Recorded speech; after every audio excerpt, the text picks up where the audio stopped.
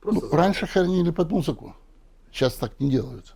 Раньше положено был оркестр, фотограф, в общем, какие-то машина такая с опущенными бортами.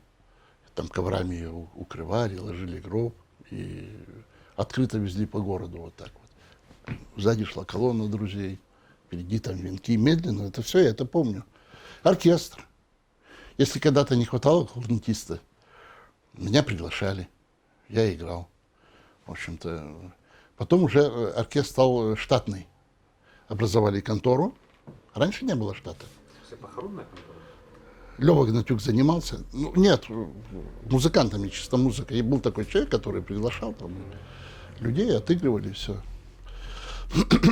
Он и сейчас есть, здравствует, дай бог ему здоровья. Вот. И отыграешь похороны, получишь там свои 10 рублей. Счастлив. Как бы вечером танцы. Утром похороны. Вечером танцы, да. Ну. А потом уже штатный коллектив работал. Мы его называли музыканты при этой... Был центр специальный. Приходишь, там тебе и гроб, там тебе и венки, там тебе и оркестр. Мы этот оркестр, коллектив назвали «Земля и люди». В общем, прозвали такой. Бухарики страшные все были, конечно.